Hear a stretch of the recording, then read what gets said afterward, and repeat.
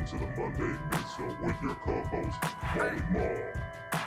That's not true. Polos and It's the Jay. people's ramp. Unboxed App. And Buckeye City Soul. Powered by the usual suspects. It's the Monday Midsole. Let's go.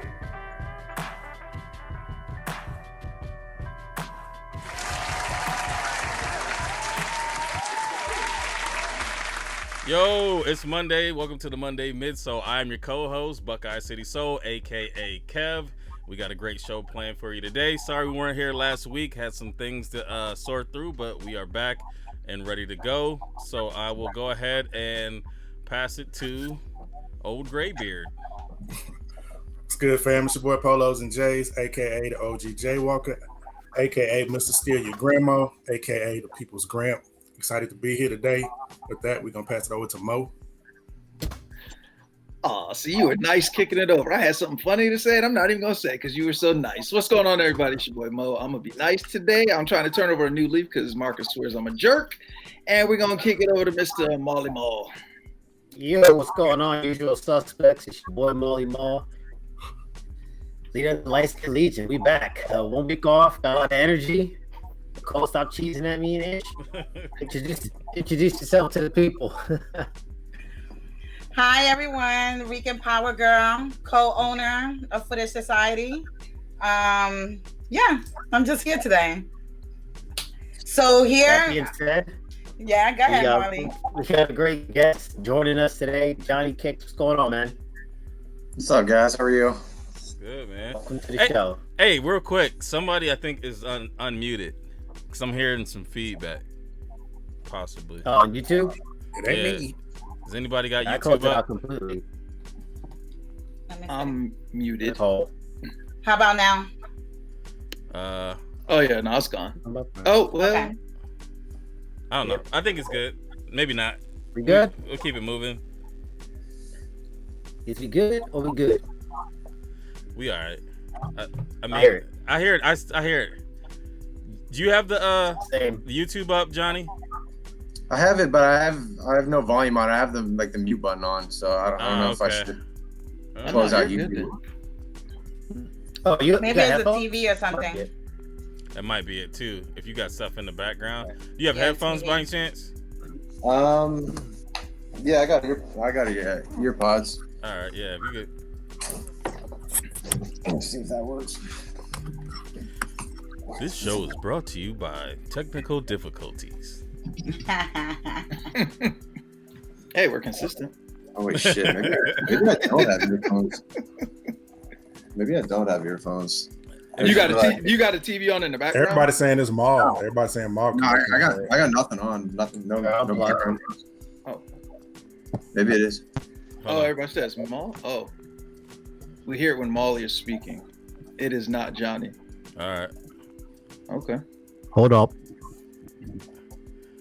I just feel like somebody's got like an aquarium or something going on in the background. Bloop, bloop, bloop, bloop. All right, we're good. All right, We'll work. Let's go with it. We'll rock with it. Here? We good? Oh, don't. Yeah, if you move it, it's getting some feedback. Is it plugged in all the way?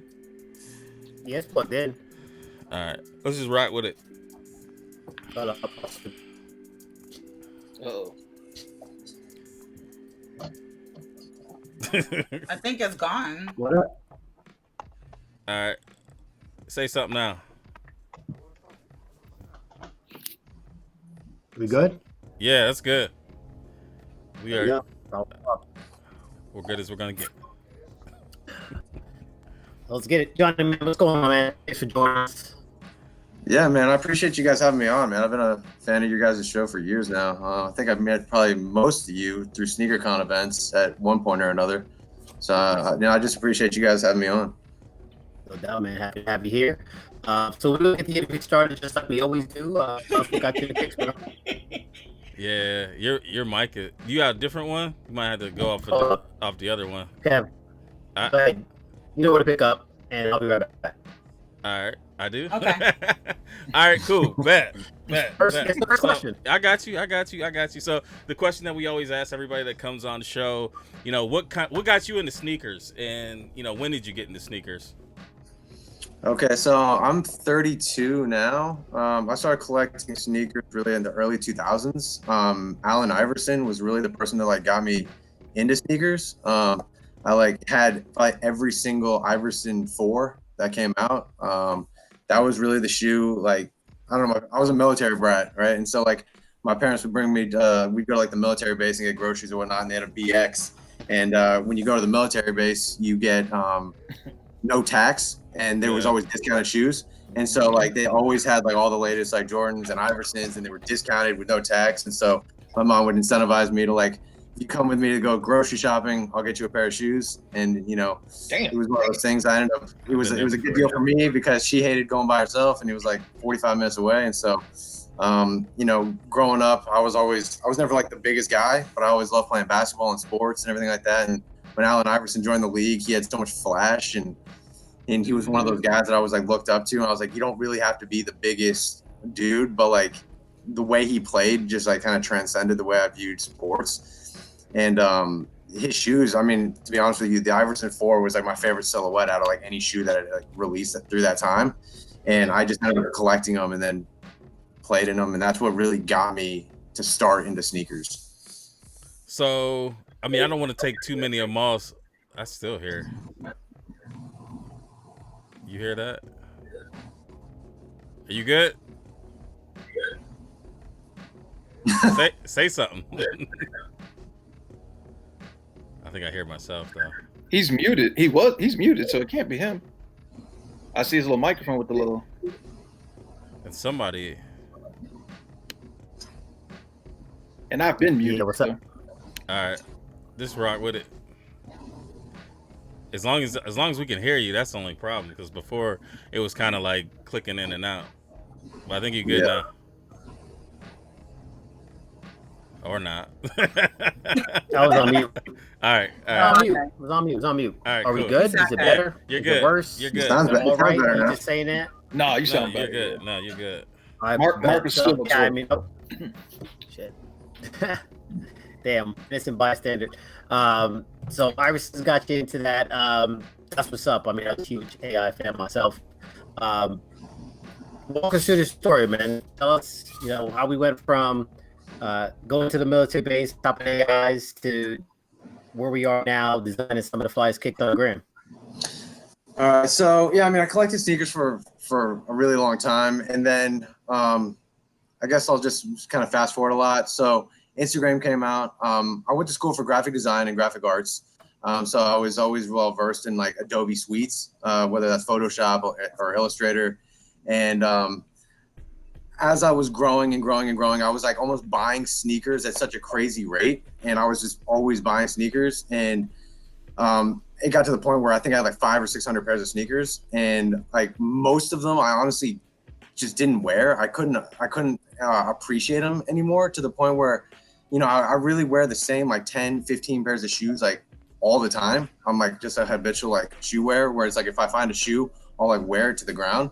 And so what I ended up doing is I saw like a trend on Instagram where it was like everybody would go and get like the latest release, and then like my entire feed would be filled with that same release. And so what I ended up doing is one day I just took a shoe and then I did like a color change on it, and then it got like a crazy response. And then I was like, oh, okay, maybe I'll do this to another shoe, and then maybe I'll do this to another shoe. And then I really just started pushing the boundaries of like what a shoe could be. And then like I have like all these different designs like of shoes that I wish that the brands would release. And then I don't know, like after years and years and years of doing it, it's just like I'm just kind of like pushing the way I can be creative on a sneaker. And then I don't know, I guess fast forward a little bit longer, I had an opportunity to work for the shoe surgeon as his executive assistant out in Los Angeles. And I really got to understand like the inner workings of like actually how to build a sneaker brand, and like reconstructing shoes and like making shoes and sourcing materials and and all of that, and what could really come of doing that. And then fast forward, a lot of the guys that I was working with at the Shoe Surgeon, we really had this idea of like, we can do this. We can create our own brands doing this. There's more than one guy can do this. And so I've taken it upon myself realistically in the last like 3 months to turn a lot of my concepts into reality. So now I'm basically going through the process of like connecting with like the best shoemakers, painters, cobblers in the world, and taking like all of my concepts that I've been designing over the last little while and like actually turning them into tangible products so I can then release them to the masses. So, I mean, and it really kind of kicked off honestly after like I was doing Adidas for like years. If you actually been following me for a while, I was doing a lot of Adidas concepts and a lot of Adidas design. And I just wasn't getting the love from the brand as much as I should. I mean, I was getting followed and liked and commented and DM by like all the executives, whether it's vice presidents, VPs, general managers, pretty much every higher up at Adidas. And but there was no room for almost like a collaboration or any kind of work with them. And then about 3 months ago, I just switched to Nike and Jordan brand. And then the opportunities that have come just in the last 3 months has been like absurd. The people from Nike, the designers from Nike, different executives at different like, fashion houses are just hitting me up like left and right, trying to work with me as far as, bringing some of my shoes to reality or working on projects. So I don't know, right now everything's kind of coming to fruition for me. So it's exciting. That's awesome. So are you able to speak about any of those projects? Anything that Yeah, so I actually have my first release scheduled for the end of the month. I don't know exactly what date yet, but I'm releasing the Air Jordan 1 Stewie Griffins that I did a concept on. I've always been a fan of LeBron Stewie Griffins. I feel like, as you guys know, it's one of the most rare LeBrons to ever like be made. I don't even think it got a release date. I think it was his friends and family, but I love the finish work on it, and I've always been a huge fan of the show.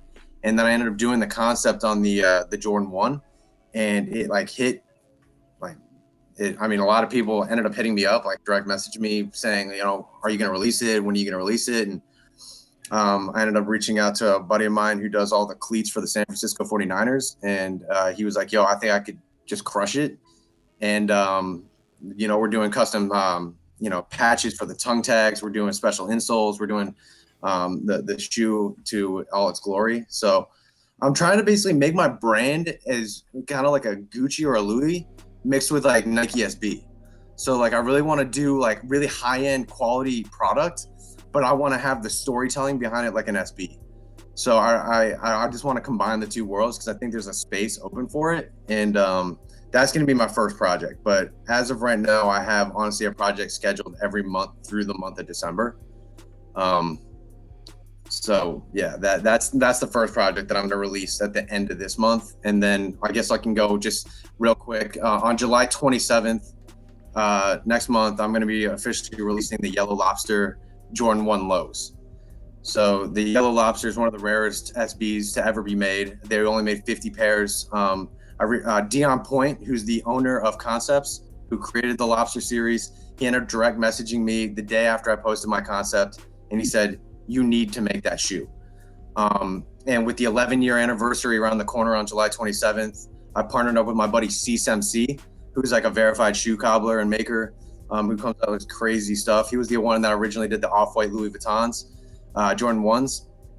But we're basically combining the Yellow Lobster SB with the Air Jordan 1 low, and we're doing it at an extremely high level. We're going to come out with the bands or the claws for the toe boxes. We're going to actually release it in like an ice chest to kind of show homage to the genius, which is Concepts and Dion Point. So those are like my first two releases that I got coming.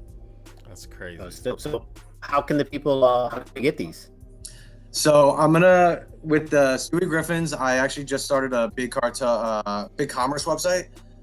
So I have it linked to my bio right now on Instagram. So I'm actually gonna be releasing the Stewie Griffins on my website. And then what I'll end up doing is the good thing is with the relationships I've built over the years, we're gonna be doing press junkets with like the biggest sneaker blogs, whether that's Nice Kicks, Clomplex, High Sobriety, Hype Beast, Bleacher Report, and we're basically going to send it to Press Junket a couple days before the release, and then I'm going to post it on my actual page, and then I'm going to do a story, swipe up post, link the website to my bio, and then just it'll basically be first come, first serve, because I plan on doing no more than 10 to 15 pairs per release, keeping them extremely limited and focusing only on quality. I want everybody who buys a shoe from me and like owns a shoe from me to know that it's like all the blood, sweat, and tears. It's worth the price that it's going to be at. Yeah, I don't know. As a shoe guy myself, I just have an affinity for sneakers and the culture, and I really want to bring that forward and let the people, actually have my shoes. But the Yellow Lobsters are going to be releasing on Cease's website. So once those actually release next month, he'll be releasing them on his website. I actually have a couple of different projects in the works with him, including the Cause project. I am releasing a Cause project with him at the beginning of September, as well as around Black Friday. Damn. Is it a cause? Is it a Jordan 1 you're gonna do the cause on, or is it a? So I'm most likely gonna wait on the Jordan 1 for next year. Okay. I'm going to be releasing the SBs. Okay. So we're doing SB Dunks, the gray and the black. Black for Black Friday, and then gray for the beginning of September. Okay, I can mess with that. So, Great. and then again, we got a bunch. I'm doing a crazy Christmas release that I wish I could tell you guys about, but it'll be well worth the wait.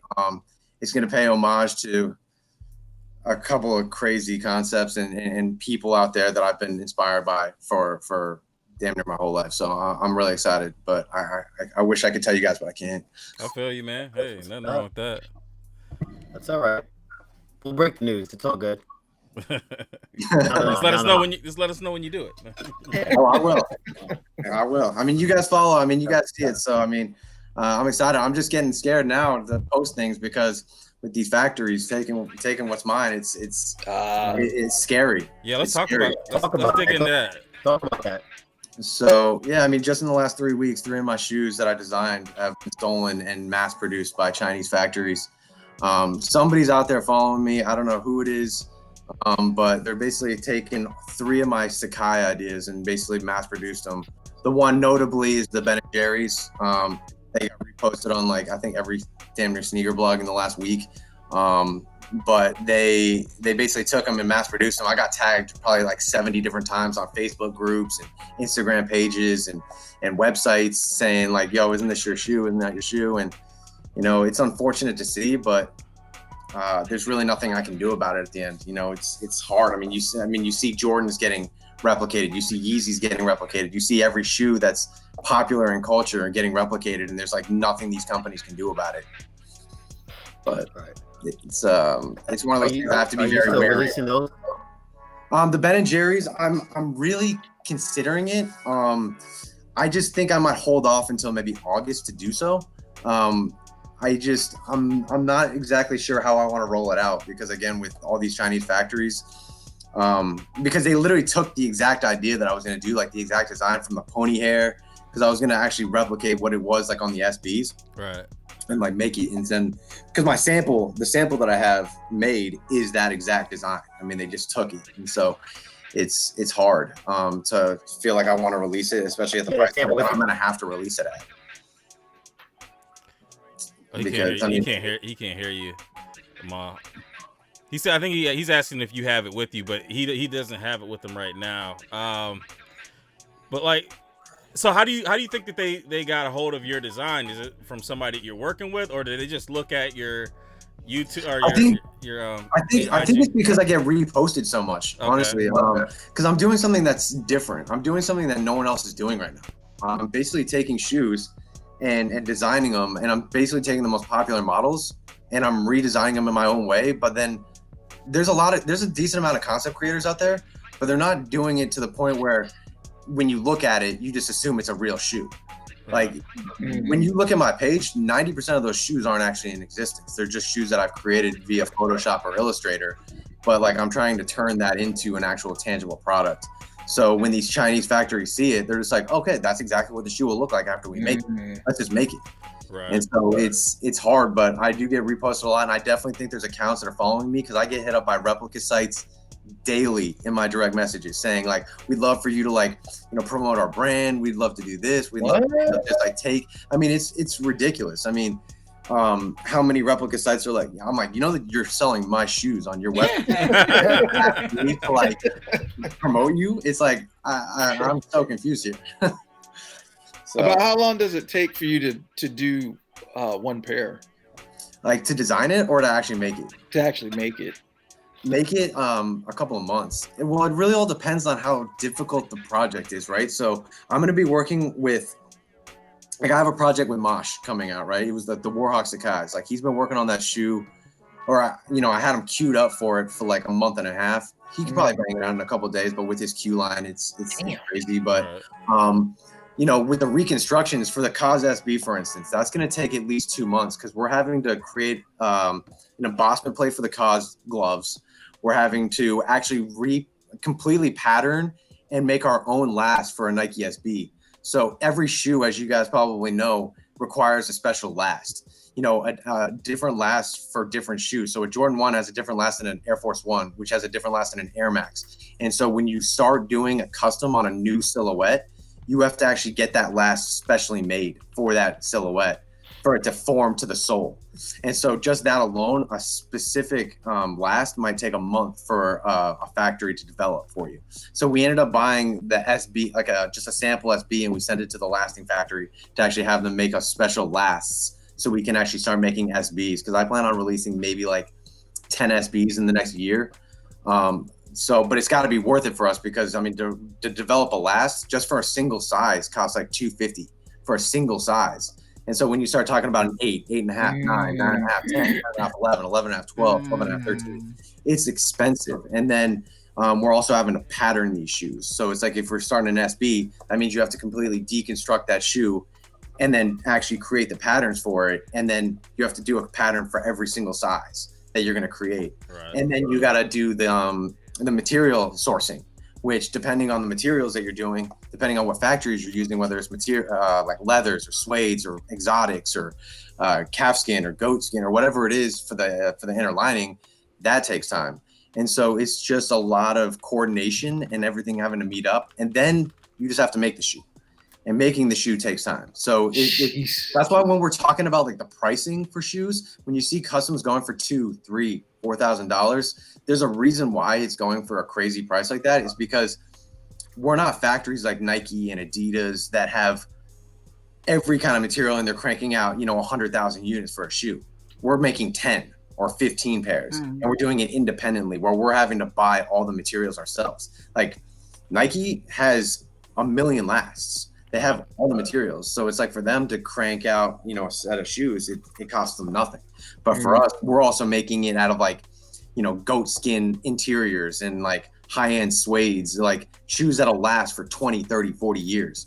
And you don't even worry about it like breaking down. Like you can just wear it to death. So it's the quality as well as like the sheer quantity that you're making. So again, a paint job is going to be different than a full reconstruction. I'm going to be doing a mixture of both so I can kind of hit every kind of price point because I understand there's a lot of people out there that can't afford thousands of dollars of shoes. So if I can create like a Stewie Griffin Jordan 1 that's like hand painted and then has special detailing, a special insole and special tongue patches and all that stuff, that's not going to cost nearly as much as a full reconstruction like the Yellow Lobster Jordan 1s. So, but I really want to focus on all the minute details and the packaging and the shoes and everything like that to kind of just hit every price point.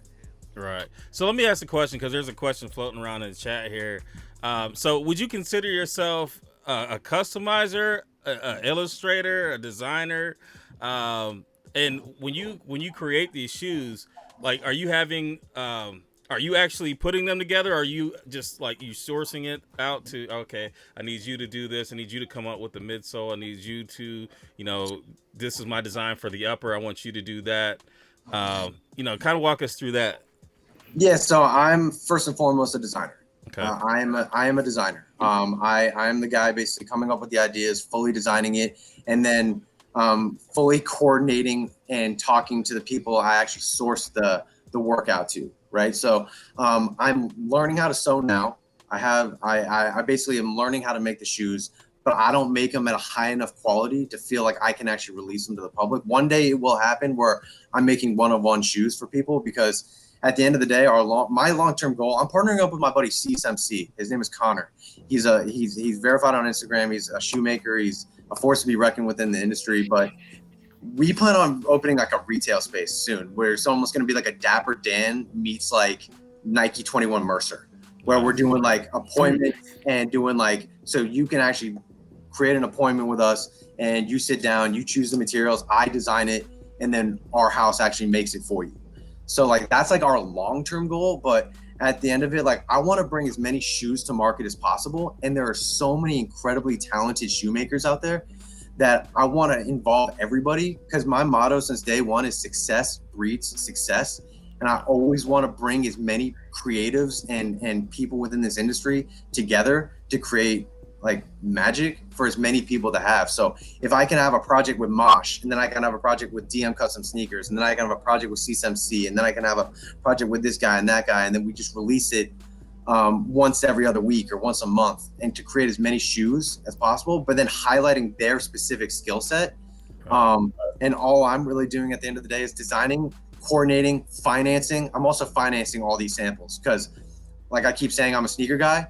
Every single sample that's being made is made in my size. So I am going to be the one basically saying, no, this is right, this is wrong. We have to go back to this. I have to make sure that the quality is perfect. Right. If I don't feel comfortable releasing it, I will scrap it, pay for another sample, and we're going to make it until it's right. And then, because I want to make sure that if somebody gets my shoe, it's perfect. And so like that's how I'm basically running it right now. But I am working on my skill set as far as being able to actually hand make shoes. And so I can actually start doing like clients one-of-one customs, because I get hit up a lot by different athletes in all these professional leagues, actors, like all these people hitting me up saying like, you know, can you make me a one-of-one custom? Do you make customs? And, you know, I can definitely connect people, because I've been in this industry for so long, and I know probably every shoemaker out there, that if you have a specific idea that you want, I can definitely point you in the right direction. That's what's up. I got a quick question. As far as you having conversations and working with a lot of these well-known customizers, how did that come about? Did that come about from meetups or you guys communicating through DM, or was it where the quality of your work kind of caught their eye and they reached out to you? How did those connections come about? Honestly, I think it's a combination of everything. Honestly, I mean, most of you guys have always gone to SneakerCon events. I've been to so many damn sneaker events, or SneakerCon events. I've probably been to 30 different SneakerCon events over the years. I've met so many different connections that way. I also worked for the Shoe Surgeon out in Los Angeles, so I got to meet a lot of different creators in Los Angeles. And a lot of these guys actually reach out to me as customizers, because they see my following and they see kind of who's interacting with my page, and they've been following for a long time. And then I check out their work, and then I'm like, oh, you're really good at that. I actually have a project in mind that we might be able to work on together. And I think it'd be a good for both of us, where, you know, we can collaborate fully, because I really want each one of these projects to be a full collaborative effort. Like, I don't want to just say like, here's my design, run with it. Like, these guys are creative all in themselves. So it's like, I want to give them some kind of free reign. So it's like a truly collaborative project where we're both benefiting from it. And then I think, you know, just with my following alone, it's helped a lot, just kind of like introducing a lot of people to my page, because it does get reposted a lot. A lot of people do follow me, and it's helped a lot, honestly, as the growth. But like I said, a lot of these opportunities have happened really over the last 3 months, when I quit doing just Adidas stuff, and all I've been doing is Jordan Brand and Nike stuff. And I forgot, and because all of you guys are a lot of Jordan and Nike and LeBrons and Kobe's and all these other avenues. And I was just doing Adidas for multiple years, because I was hoping to eventually get a job with Adidas. But when I realized it was never going to happen, I just said, screw it, I'm not showing loyalty anymore, and I'm going to start designing shoes that like everybody has an affinity for. And then ever since I started doing the Jordan 1s and the Sakai's and the Air Force 1s and all the Off-White stuff, people were just going crazy for it. So it's just opened a lot of doors just in the last 3 months, and I'm just going to keep running with it. Nice. Right. So we got a question in here, and I'm gonna ask the tough questions or whatever. But so Skinner says, if he buys a pair of your designs from across the water, well, I guess he's asking, are your designs, would you consider them fakes or customs? Like what do you consider your creations? Well, I guess if they're made in China, if they're made in Chinese factories, they're fake or they're a replica. Right. I think customs are a different breed, right? Because it's Right. like something that's a completely different idea. I'm not taking like a Nike shoe that's already been put out and then just like remaking it. Right. I'm putting my own spin on it. Like I might put, what was it, like the Warhawk Air Max 90, and I put it on a Sakai, or I put the Ben & Jerry's on a Sakai. Like I'm reconstructing it in a different way. I'm basically showing respect and light to a different silhouette with a different idea. And again, not all of them are just the same theme. It's like I do different colorways on different shoes. So again, it's hard. It's like that medium where customs are like, is it a fake? Is it a replica? I think honestly, if you're hand making it, it's like a new concept, it's really just falls under the custom category, I feel like. Right on. So I have a question, Johnny. Yeah. So when you first started, I'm guessing that am I echoing? Oh Little yeah. bit. No, not a little bit. Don't be nice. You act. You sound like you in a bathroom. I ain't gonna lie. Go ahead. Wait, I don't want to ask it. No, Am I you still good. echoing? Nah, you're good now. You're Okay. good. No, yeah. So Yeah, you sound good. when you first started with this, you was probably just doing one, right? At what point, because I know a lot of like customizers, and I understand you consider yourself a designer, they feel like they don't want to make more than one. At what point did you kind of grow into, or what made you grow into making more than one? So that's one of the questions. Go ahead. The financial aspect of it, to be quite honest with you, I'm a businessman. I'm about my money at the end of the day, and I want as many people to have my projects as possible. And again, these customizers see that they're like, all right, if we release 10 or 15 pairs of this shoe, it's going to be financially beneficial for me. It's going to give me work, because a lot of these guys, they're doing it as a full-time job. And if they combine with me and do a 10 to 15 release, it'll keep them busy. It'll put money in their pockets, and it'll let their media presence grow. And then again, once one project is successful, it'll move on to another project that we can be doing in the future. And I'm really just trying to take this like industry like over. Like there's like room for it. And if I can combine like every shoemaker and designer out there already that's like willing to collaborate, because there are some greedy guys out there, and there's a lot of people that just want it for themselves. But I think the more you spread the wealth to people, like success will always breed success. Like always share. There's enough room for everybody to grow. Mm-hmm. And I just really want to grow like the presence in like what we all do on Instagram. I mean, we're a force to be reckoned with within the industry. And it's like, I just want the industry to kind of take us seriously. And so it's like, for me, it's like the more business I can get for these guys, the better it is for all of us. And so you said that you work with different, whether designers, different people in the industry, right? Mm-hmm. How do we know, like, how do I know as a consumer that you are working with all these people? Because like, let's say if I see your design, be it on another customizer's page, but I don't know if you guys are actually working together or they're actually just doing something, on their own, and it might have been similar to your idea. How do I know, like, how do I know that your original post or your original work actually includes these additional people?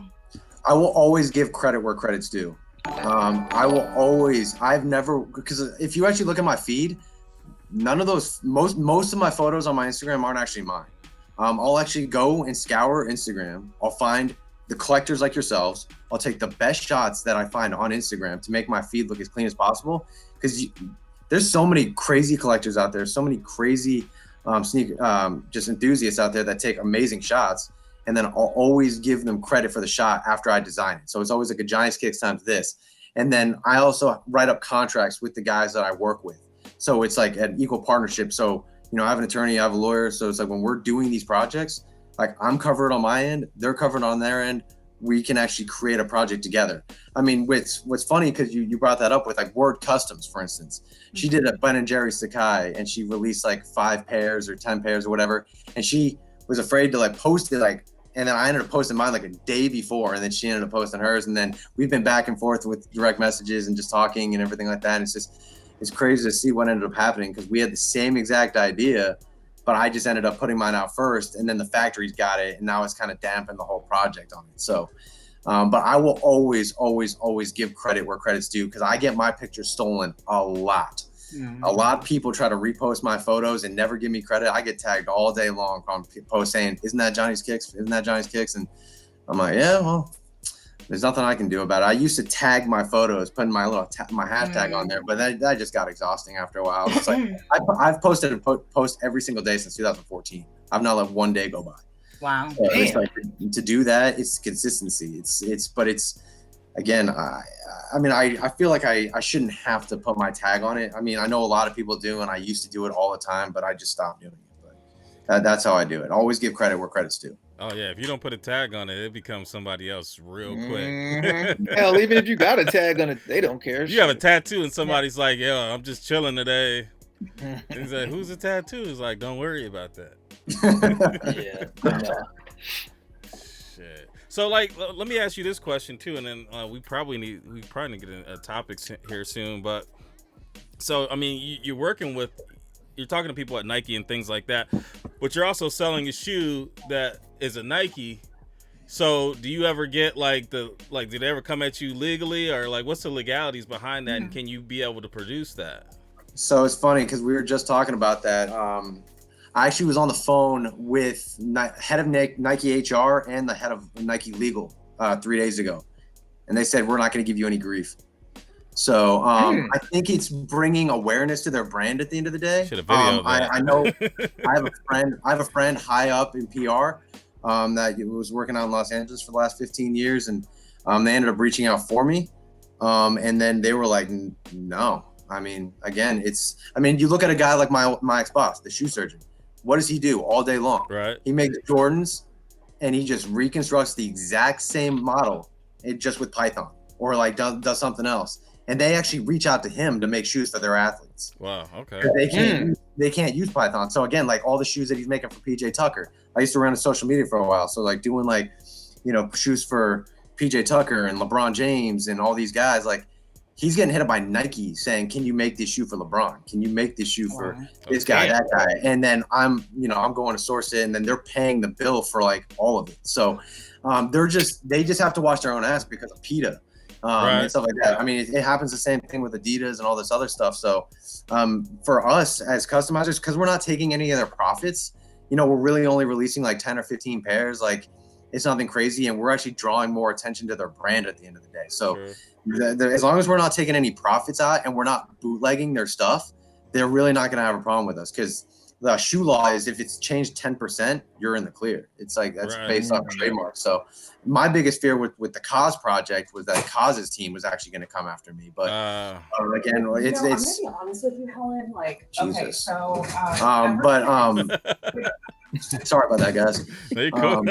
No, but like I was afraid of the Cause team coming after me. But thank God the friend that I have at PR, they were saying no. We reached out to him, as long as you're not making a crazy profit. And I think we're gonna do a show, what's it called, the chest satchel for him, and send that out to him, made of high grade suede with embossed gloves, and it's going to be like a skull satchel for him. We're gonna send that out, but yeah, I mean, that was my biggest fear starting it, was trademark infringement and IP infringement, but I've gotten the clear from Nike Legal and HR, so awesome. I'm really excited for the future. Nice. That's awesome. So you don't have to worry about like ordering the shoe and then be like, hey, yo, I can't make it. That's dope. Yeah, that's your biggest fear. That's dope. Anybody else? Any questions? I'm good for now. All right. Well, he's close, so I can catch him locally. I really had no idea you were that close. I had no idea. Mo's gonna be like, yeah, just come on over. I got, he'll show you his Kobe's. He's like, what can you do with these? Not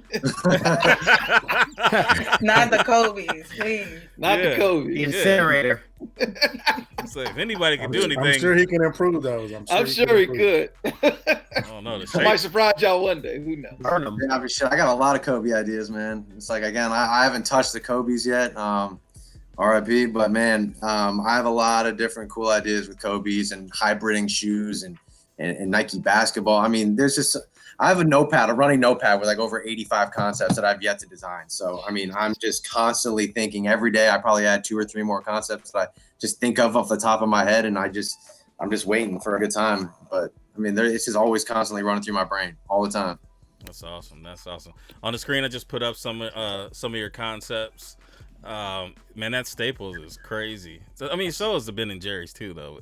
So wait, which one did you put up? So the Sakai. So if you look at the Staples Sakai, the top version of that's the one that the factories actually stole and made, and then the one on Pete was my concept. Okay. So like basically, difference. Yeah. So and then again with the Sakai, it's like the top version is the one I actually ended up making. So it was it's crazy, man. The Jeff Staples actually hit me up for that exact shoe too. He wanted either that one or the Zoom Fly that I designed. He was like, either one is cool with me, but the fact that I got a cosign from Jeff Staples myself, I was pretty stoked about that. I've been a fan of his brand for a very long time. Yeah, that's definitely dope. So all right, well, let's go ahead and we can run through pickups. I don't think anything's coming out really this week. Yeah, we don't have to look at releases because they keep pushing everything back. Yeah. Seems that right, hold on. What's in the box?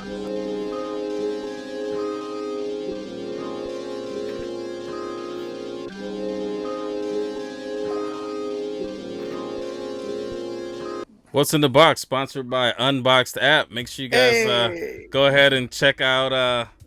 Is it ready yet for the orange or green boxes? The big release is looking like a week. I'm hoping a week. I'm fingers crossed. I'm telling you, I'm excited. All right, let's get it. All right, so we're not gonna get into weekly releases, but I guess the Hair 6s are coming out finally this week on Friday, and I think the top 3s are coming out Saturday. I thought they were. I think all the certain stores getting them though. I don't think everybody's gonna release them. I know Finish Line has them, so that's the only shoe that I really am after. I'm not gonna get the Animal Instinct. I'm not really on those. But you know, anybody pick anything up? I know Nicole, you got something, didn't you? Are you alive, Nicole? I can't even hear her. Nicole, you're on mute. Unmute yourself. I thought she was snoring. Can you hear me? Yeah. Snorting? Can y'all hear me? Yeah, I hear you. Yeah, we can hear you. Unfortunately. Can you hear us? She can't hear us. Yeah. All right, okay, pull right, out what's your pickup? Pull it show out. us what you got. Pause. So it's not a pickup. They were actually sent over to me from I think my reception is a little bit bad. No, you're good. But they were sent over to me from Jimmy Jazz. The questions. I wasn't sure. They're a little bit dirty, so I haven't cleaned them. I had to take some pictures with them. But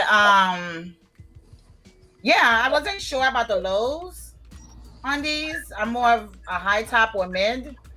But they're pretty good. They were comfy. So this is the only shoe. I posted them on my page.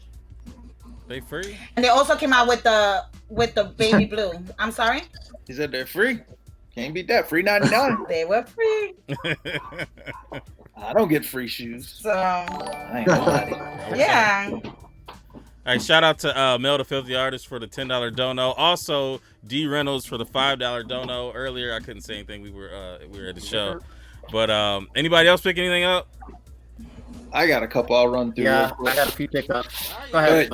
You okay? Real quick, I got. Oh, go ahead, Mo. Go. No, you go. I'll make it quick. I got the Soulfly 10s. Oh, I see you. Big money, man. Nah, no, I ain't. Trust me. Shit. Facts. This has been a shitty year for pickups, but anyway. I got the Blazers. Okay. I like those. Now, those are velvet?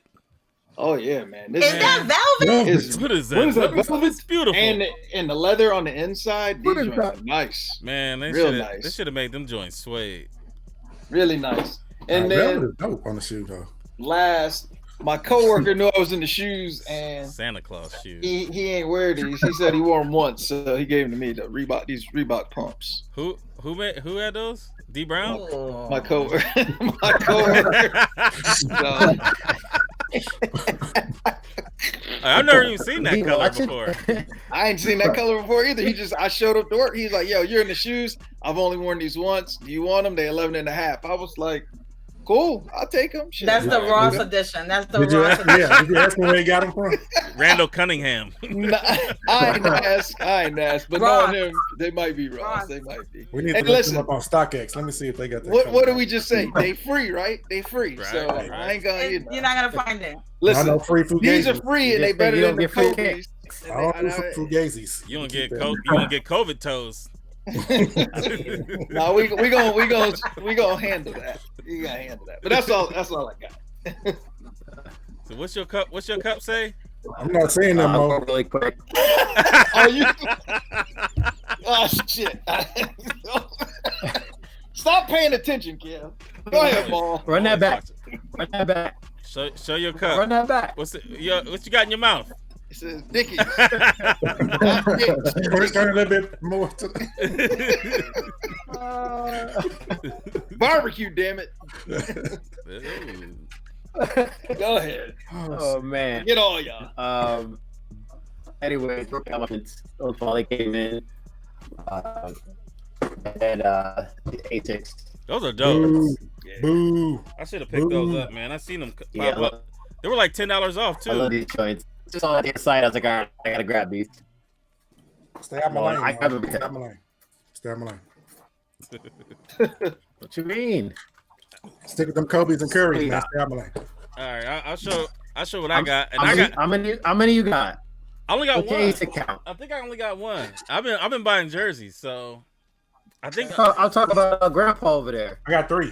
Oh, let me show my one because it's nothing spectacular. I I got got the- more than you. Stay on my lane. I got Whatever. the RSX. Oh, you got that? Oh, okay. Are those Optimus Prime? No, these are Spider-Man. I got the Optimus Prime too. Them things are comfortable, man. That's why I wear the walk around the neighborhood with the baby. So, what about the mugs? You breaking them in? Kev ain't never met a shoe he didn't like. Yo. hey, Mo's Kobe. RoboCop. Mo's Kobe. You know you message him and ask him where you get that shoe. What? Oh man, That's worse. All right. The worst shoe I own. what I got you, Marcus. you got, Marcus? What's up? Oh, Oh, wow. Damn. Stay on my Fun lane. thing. Fun thing. He just Shut said, you up. he Stay said in lane, Mo, okay? Stay in lane. What you Stay got, on my lane, Marcus? son. I ain't got nothing. You said- I thought I thought you had 3 pairs. You just said you had. No, he talking about Asics. Oh. You got 3 okay. pair of Asics and that's your lane now? Yeah. I might have 3 pair of Asics somewhere. It's a runner lane, not just Asics, Saucony, Diodora, New Balance. Where you running to? Away from your lane. He running to his couch. Hey man, Johnny man, show us some of your shoes that you got. All right, yeah. I just ID'd these actually not too long ago. The Jeff Staple Pigeon Air Force Ones. Pretty dope. It was actually, you were able to put the Staple Pigeon on it, and then I ended up having my buddy Herb Juice with the patches. Oh, haha, yeah. So kind of finessed the Nike by you. Did that. These are been rocking these like crazy. The Off-White Python. Okay. Okay, no. Euro editions made by the Remade out in Japan. Another. Okay, I got a pair from them too. Was just wearing these the other weekend for Easter. Oh yeah, man. Nice. I wanted those bad. Yeah, the Easters. Yeah. That's dope. And then Mo I'll gonna just be show knocking you on your door.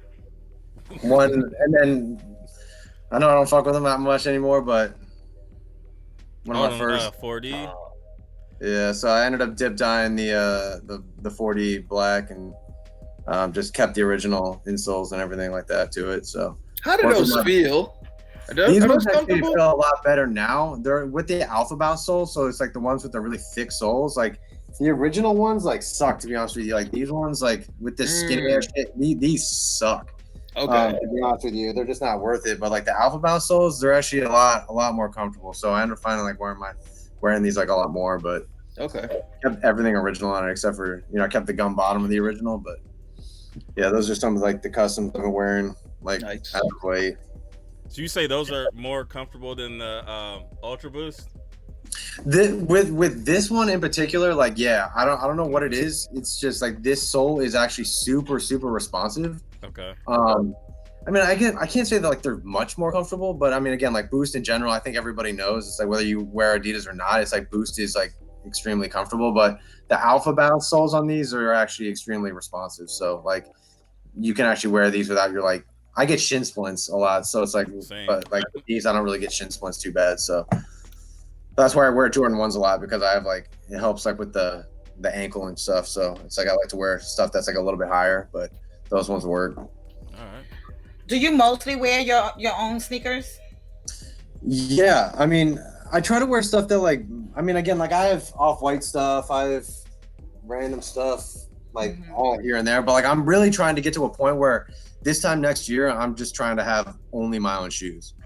So I'm gonna downgrade a lot. Like I love Nike by You. I've always loved it. I always took advantage of it by designing stuff. Like I've always just loved to design shoes and have stuff that no one else has. But I mean, yeah, for the most part, like on a day-to-day wear, like I just wear stuff that most people just don't have. So, but yeah, I really want to get to a point where I'm just wearing and have only my own shoes. Nice.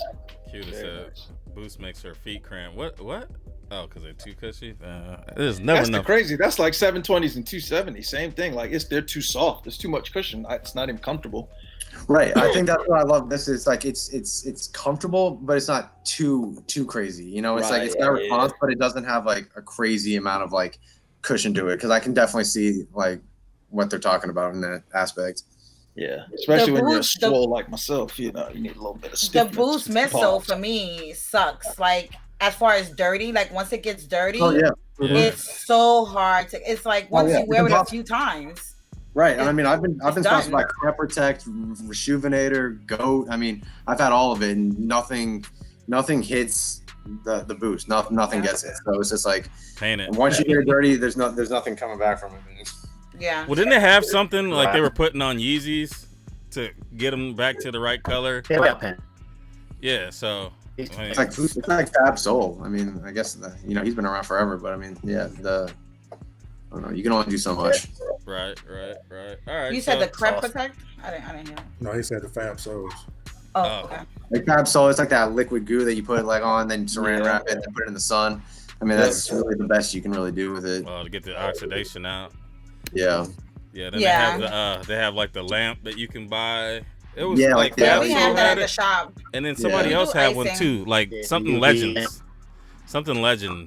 because there's a guy from Columbus actually that was part of it. But I know what you're talking about. Well, Rally Restoration also has a product, an icing product that he's working on some other stuff too now. But yeah, his product is really good. We use it at the shop. Yeah, sometimes that ice can give you that soul separation. Yep. How your shoes looking bananas. You said sending somebody your shoes back in 4 pieces. All right. So let's go ahead and you want to hit one topic? Yeah, let's hit. Yeah. Which one you want to hit? Let it flow. What? Let it flow? All right. Well, fuck it. Okay. New accusations of racism at Adidas surface. Dun, dun, dun. As protests in the brand's North American headquarters grow bigger. So I mean, amongst all this stuff, there was an article that was written that basically walked through an employee's experience with racism at the brand. Basically, what I gathered from the article was that, like, I guess people felt like they could say whatever they wanted to say because there wasn't too many black people around. But I mean, what did you guys think of it? I mean, there's nothing new, right? I mean, we heard that they've had issues with racism at their company before, so Right. maybe it's just being pushed to the forefront again because of what's going on. But I mean, it's the same old shit. And then they Right. continue, and then they throw more money at it. So then, you know, people kind of say, well, all right, well, they're putting money into it, but it's not really. Did they throw money at it before? I don't know. Not that I recall. Other- I think other now com- they gonna throw money at it because it's. But I a big think deal. they were gonna throw money before, and then they've increased it since this came out, or something like that. Or Yeah, they raised it like $100 million. Yeah, like I mean, Damn. everybody's gonna throw.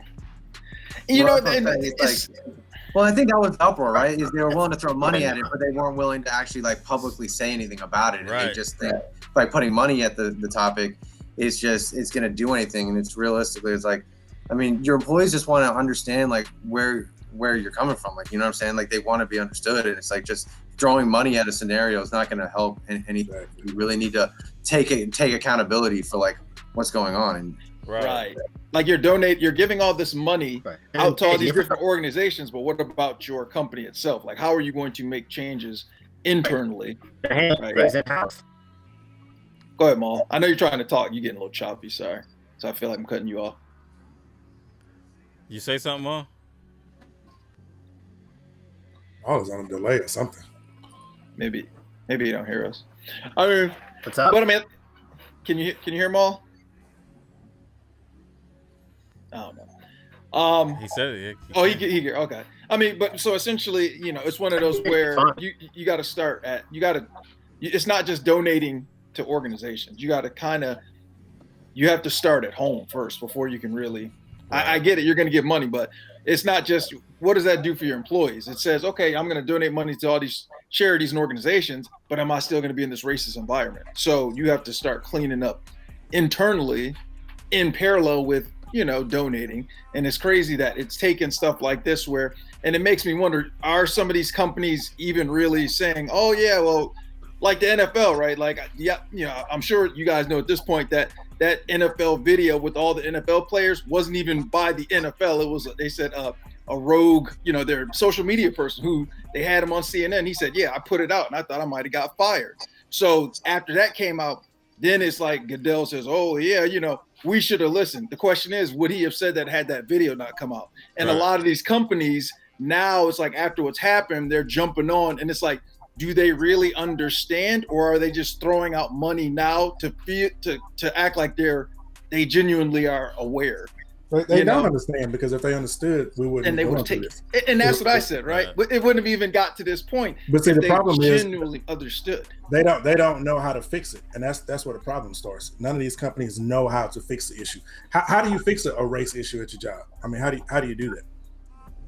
I mean, one thing, it depends on what, as far as like how you promote within. Yeah, like I can tell you, like my wife, for example, she's at a small company, 117 people. She's one of 2 Black employees. She was their first Black employee. So her being in there, she's made it known to them like, hey, y'all need to diversify. You know, she's on interviewing individuals, and it's not, okay, let's just hire somebody Black, but it's like, okay, look, don't just cut them out for this reason. You know, it's things like that. But the company's got to look at their structure from the top down and say, okay, what is the playing field looking like? Right. Is it, you know? So I don't know.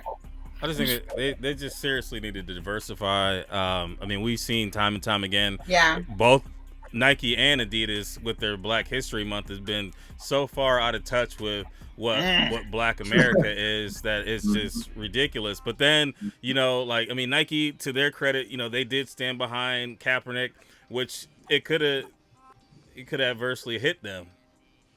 Right. But, you know, but they also had issues with racism at that company as well. So, you know, that's the thing. I think all the companies have racial issues. They do. I think that there has to be a no tolerance, you know. So, and also like Buckeye said. Thank you. I'm not gonna say, you know. Evan. Oh my God. But yeah, just as he said, you know, you have to diversify. You know, I mean, I've worked in a space where, you know, when I was working for the federal government, where I was the only person of color and also the only female. So, you know, in every department, there has to be that level of diversity, as well as an executive level as well. But yeah, every company has no industry is safe from racism, right? It just anything has. It's across the board, you know. So I mean, I'm not surprised Nike has it, you know. Like I don't, which is why I don't see why it's so shocking when people are like, oh my God, Nike's racist. I mean, I'm sure everybody who somebody that has a job that somebody's racist at their job. Right, and it's not Nike; it's the people that are working for them. Like you can't necessarily make it a blank statement amongst, you know, the whole agency. Right. I mean, I'll go, like, I'm in sales, so I come across a lot of different people with different ideas on things, and I really can't say like my true feelings, you know, on topics. But like, I mean, I was in a meeting last week, and the guy was talking about like, you know, protesters, and he was mixing them and looters together, but I really couldn't say anything because I was like, all right, I like my job.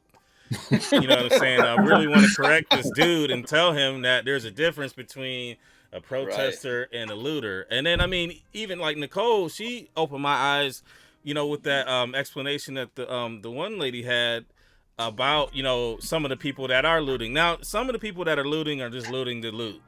But there are some people out there that, you know what I'm saying, they've never had the ability to get to this point. So, like, I mean, I feel like I'm in a decent position within my life. Could it be better? Sure. But there's people that never even experienced what I've experienced. So I can't speak for them, you know, and say that, hey, you know, I wouldn't be out there if I was in their shoes. You know what I'm saying? Because I'm speaking from my point of view. Right. And, you know what I'm saying? I feel like, you know, I'm somewhat fortunate. So it's tough to just bite your tongue when you come across people. But I mean, people are getting canceled left and right. I mean, if you follow Sean King? Sean King, yeah. Man, like, what's his name? I need it, and boom. Like, I mean, like, what was it? You mean as far as if somebody's caught and he's like, give me the name and all that, and then people are chiming in and giving the names of the offenders? Is that what you mean? Yeah. Oh, yeah. I mean, he's making things happen. I mean, you put it on his site, it's a wrap. Yeah. Right. It's cleaning up. That's why y'all don't know my name. It's Mo. Because if, heaven forbid, one day y'all put my name on his site, it's a wrap. So, I ain't never gonna know what it is. Yeah, we got some videos of you we can send in, Mo. Oh, yeah. A select few know my name. But other than that, y'all can call me Mo because I might have more. Let me take a picture right now. Let me take a picture. Yeah, I don't need nobody throwing my name on his feed. I'm recording this right now. No, I'm just yeah. But it is what it is, you know. Right. And Q, like, I mean, honestly, like, the thing is where it is right now is that my frustration level is so high that I can't truly articulate it a way that doesn't create hostility, friction. So I just, you know what I'm saying, I let it roll. But if it's in a non-professional atmosphere, you know, I definitely, you know, I will say something. But, you know, when it comes to feeding the kids, you know, I mean, I walked in somebody's office that had a life-size Trump poster hanging up, and I'm like, all right. And she's like, he's just so great. I'm like, he's trying to get me like to say that this man is like, great. you trying to bait me? I was like, that's the case. I was like, let's talk about this. Let's get off of that because we don't want to go down there with me. And then, I mean, I worked a job where I walked into it was a GM in his office, and he had an Obama punching bag in his fucking office. And I was like, I said something to my boss. I'm like, yo, like, you really think that that's appropriate to have? Like, and I guess he used to send like some off-color jokes amongst other people that it got back to me. And then he wasn't working there no more. So, but you see, Kevin, I feel like things like that. I'm sorry, Buckeye. Mm-hmm. We have to. I hate to be like a snitch. You know what I'm saying? But we have to report these things. That's what I'm saying. There's a difference between somebody that works with me and somebody that I choose to go work with, because I don't have to go and work with that person. But like, if I have to come into work and I have to see this dude with this punching bag, you know, of course I said something to other people to make sure that, you know what I'm saying, you know, and he disappeared. I just thought that the punching bag would disappear. He disappeared. So, you know what I'm saying? Even better. I mean, honestly, I don't really have a whole lot of room to chime in on it. But again, like as a corporate structure and a guy that works like, for the government as a government contractor, it's like, you know, you have to go through sexual harassment training, right? It's like, why can't they put everybody else through other training that's like related to the same topic? I mean, it's just one of those things. It's like everybody should be treated equal. I don't understand like what the problem is with. I don't know. It's hard. It's like it's pretty easy to take care of at a corporate level. It's like if you're getting sexually harassed, the person's fired. The racist, they should be getting fired. It's like there's no room for that in the workplace. I mean, again, I always say success breeds success. Like we should all be working together for one common goal. It's like I just don't think it's like right as a guy that trains in corporate practices, like as my real job. It's just like I wouldn't tolerate that. Right. So it's just like why corporations are allowing it, like especially at a high level. It just doesn't make any sense to me. I think a lot of them are afraid of lawsuits like this to come up. Like why stuff like this has to happen for it to actually come to the forefront is like really frustrating because it's like these are things that we should be practicing just as human beings, like in general. So it's just sad. It is. Yeah. So I mean, I think that people are getting a little bit more cautious. I mean, I think that once Trump was elected, people became emboldened and they could do whatever they wanted to do. It's basically like, oh yeah, we won, eat it, blah blah blah, 4 years of this, and then you know, Trump 2020, and you know, all right, cool. I don't care who votes for who, but like, there's a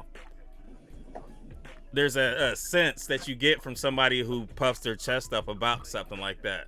And they're not the people that are engaging in conversations about race. Those are the people that they're locked into where they're locked into, and then they go to work. They're so comfortable. It's like when you cuss when you're on the phone and you're talking to somebody at work and you accidentally cuss.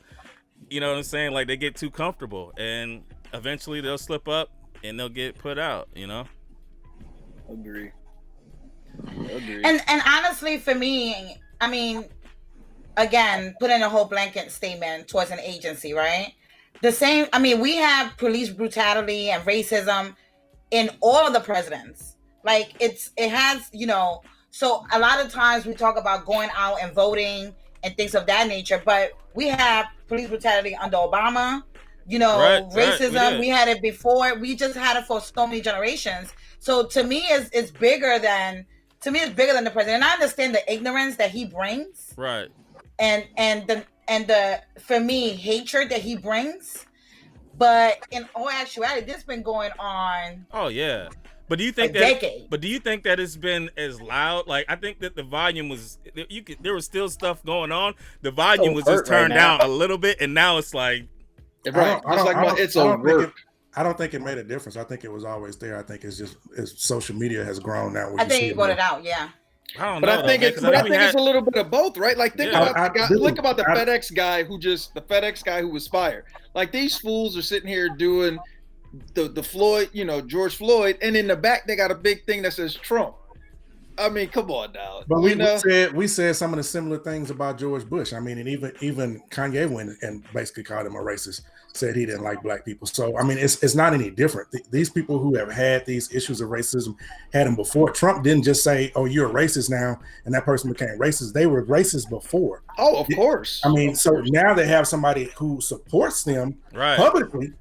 But it's still always been there. Right. That's what I'm saying. I'm just saying it's just amplified more. Like, I mean, like, they feel like it can be out in the open. Like, oh, well, shoot, the president makes comments like that. I'm glad that he's allowing it to be amplified because now we can see these people who had these closet feelings. True. I would rather it be amplified now instead of somebody who is smiling in my face, but behind my back, they're feeling a certain type of way about me. Right. You know what I'm saying? So I would rather they be in my face and say, hey, this is how I feel. Exactly, which is why I talk about you to your face. Yeah, you do. Tell me you love me every day. I do.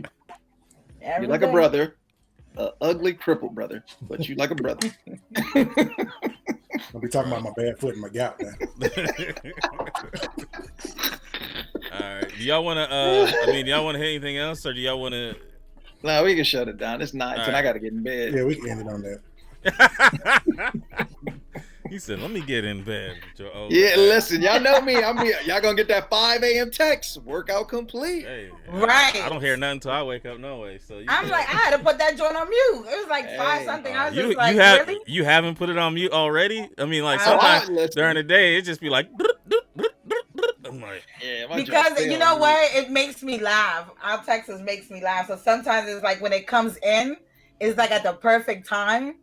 And it's like a reminder, like I'm working, I'm real serious, and then I look and I just bust out laughing. It just lightens my day up. So glad we can entertain you, Nicole. Whatever.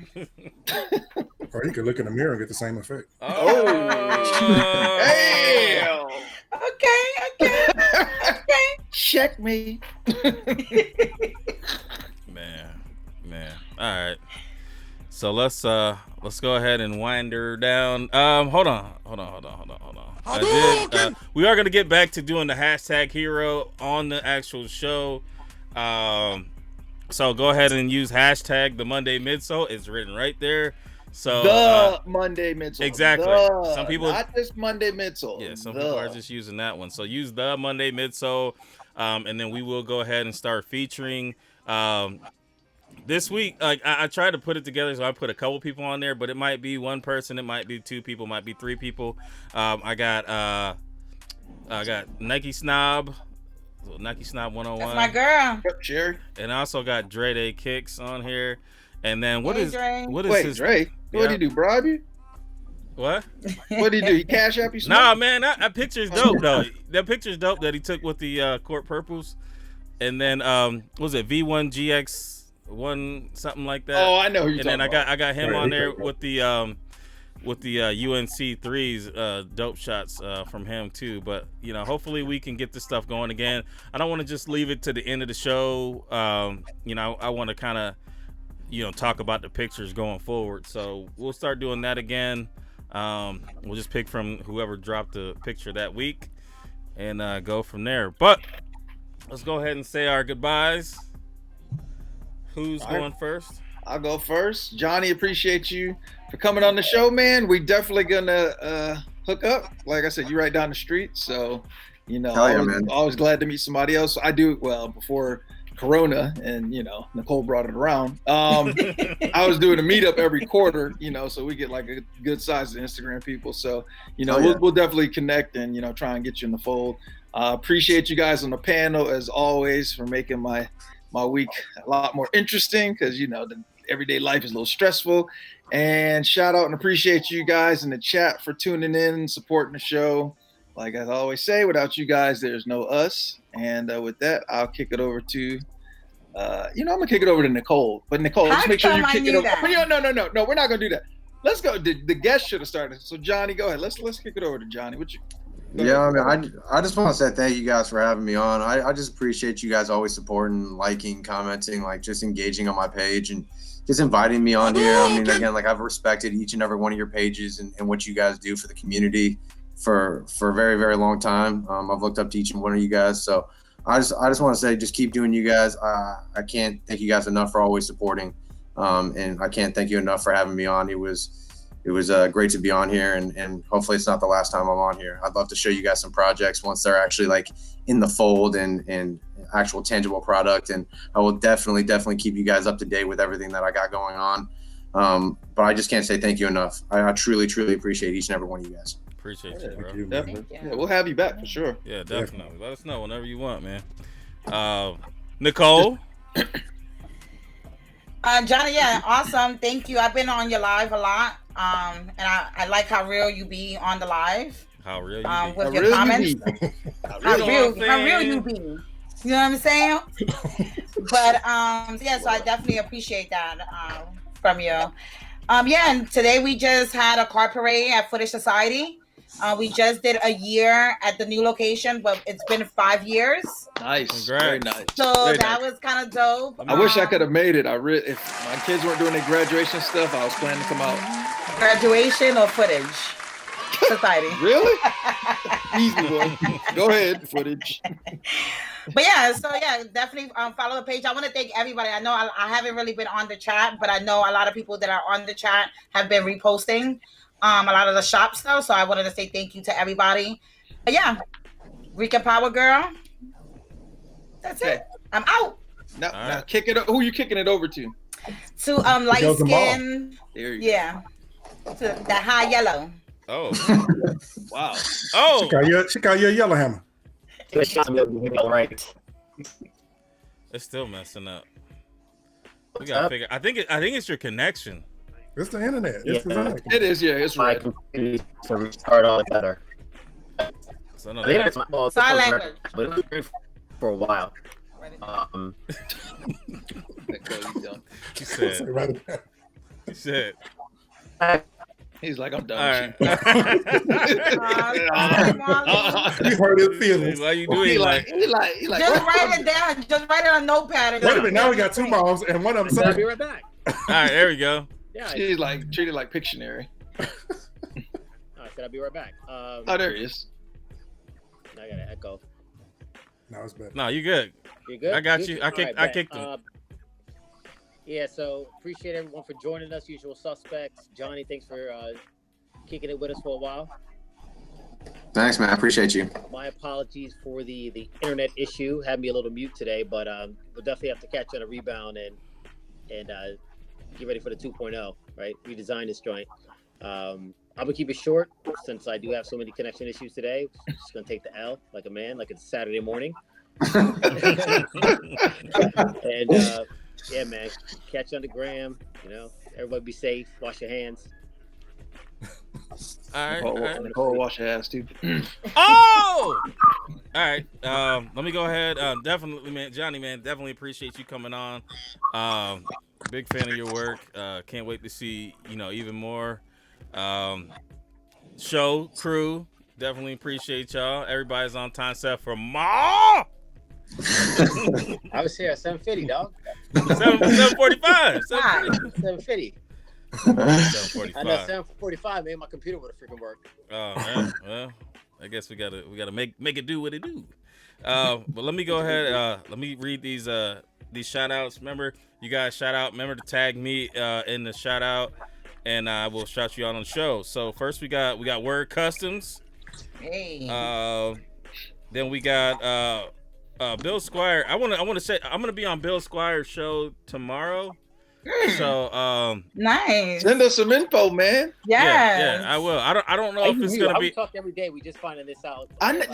Well, I just found out. Yeah, I just found out yesterday, but I'm not sure if it's gonna be. 2 days ago. I don't know if it's gonna be on Netflix and Bill or Flix and Bill or the Bill Squire show. So I'll let y'all know. Okay. Shout out to Miss Kick. Shout out to Big Boy. Shout out Big boy. to Mo. Shout out to 313 Retro Queens. Shout out to Footage Society, Rican Power Girl. Stop. Shout out. I think I got everybody because it was weird because people started shouting out before. So if I missed you, I apologize. I'll get you next week. Just let me know. But definitely appreciate everybody coming on. And we will be back next week. I don't plan on being off again.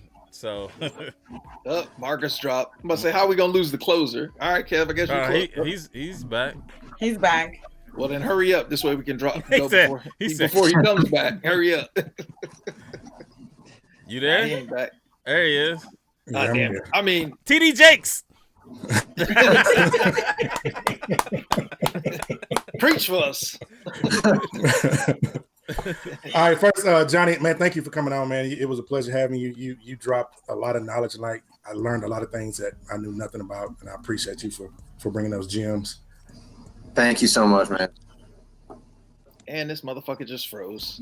Yeah. Somebody take a picture of this. You know what? He be talking about take a picture of Maul. Get this motherfucker right here. He's back. Can you hear me? Yeah, damn, I got you. Damn. You good? Yeah, you unfortunately you back. Nope, Thank he you. froze again. With that goofy ass smile. Man, take that picture. Take Next that you got picture. the Rona. Okay, everybody, since he frozen, caption his shirt. Pay me. Pay him for what? Go ahead. Throw it out in the chat. He looking like that one actor that they say is LeBron James' dad. All right, so let me go. I'm gonna go ahead. I'm gonna shut it down. Johnny, stay on. Stay on when we go off. But yeah, thank y'all. Thank you, usual suspects. Thank you guys for checking out. Remember to hit the thumbs out on the way, thumbs up on the way out. No, whoa. Hold up, yeah. And we will see you next week. I gotta wait in line, or I pay somebody else to wait in line. And now, y'all got TV Damn, boy, James? your head's even You don't even know me like that.